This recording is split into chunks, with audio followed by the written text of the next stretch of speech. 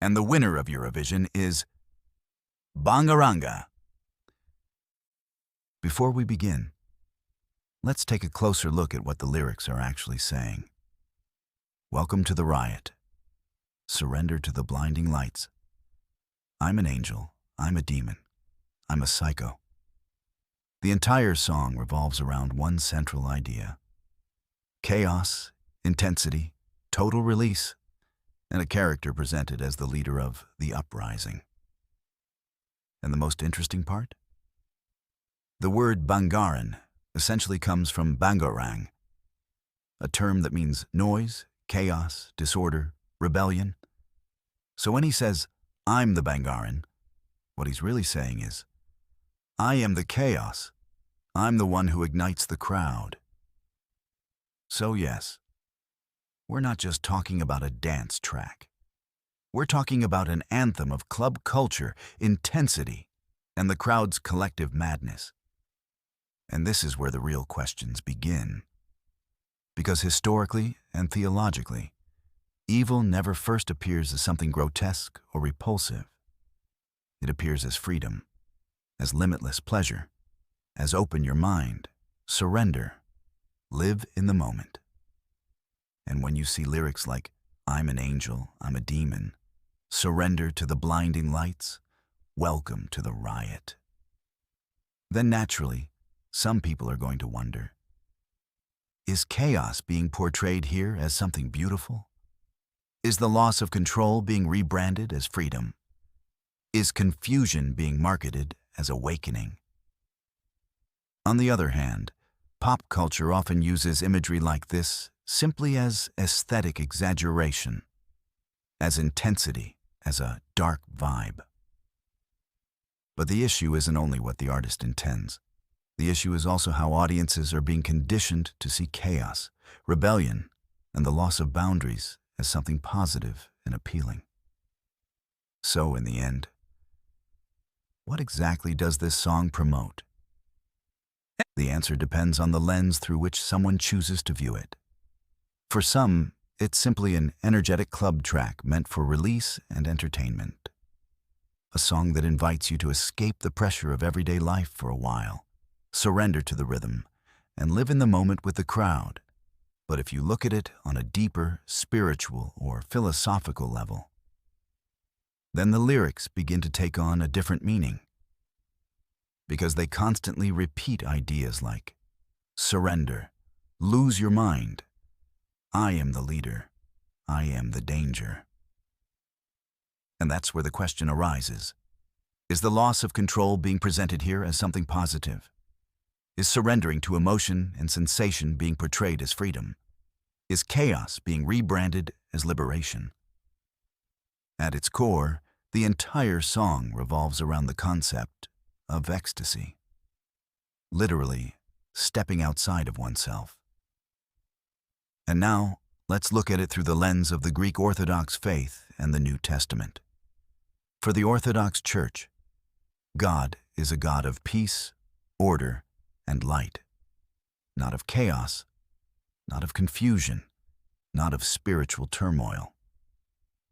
And when a song repeats, welcome to the riot, surrender to the blinding lights, I'm about to lose my mind, then we're not simply talking about a party. Orthodoxy teaches nepsis, that is, spiritual watchfulness, clarity of mind, and a person's self-control over their passions. Not the surrender of the mind to blinding lights, not the loss of control. And it is interesting that Scripture says even Satan transforms himself into an angel of light. In other words, darkness does not always appear as darkness. It often presents itself as something attractive, luminous, and liberating.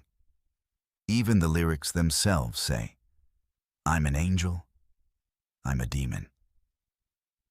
A constant confusion between light and darkness. And in the end, what is the result? I'ma leave you weak. I will leave you weak. This is exactly what the Church describes as spiritual weakening. When a person surrenders to passions, to chaos, and to delusion, thinking that this is freedom.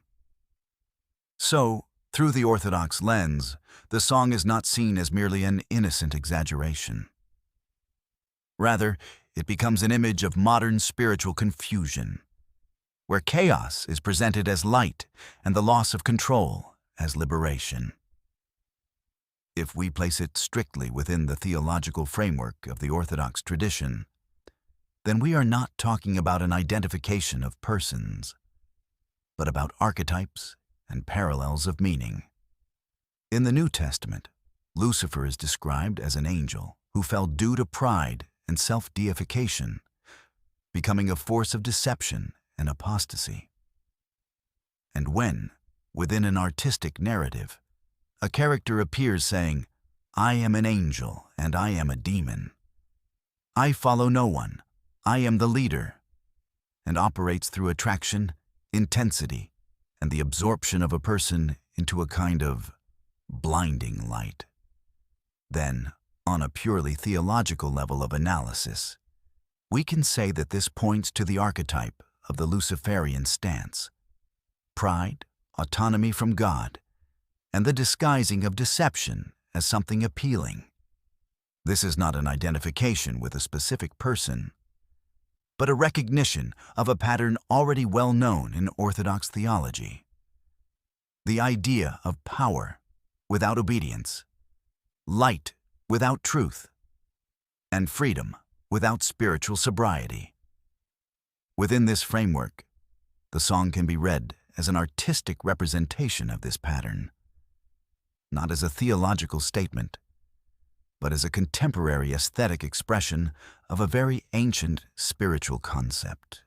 If we take into account the institution of Eurovision, its tendency to follow trends and whatever is most decadent within them, and more broadly the trajectory of the Western world and its moral decline, along with the often forceful and coercive steering of the masses in a particular direction.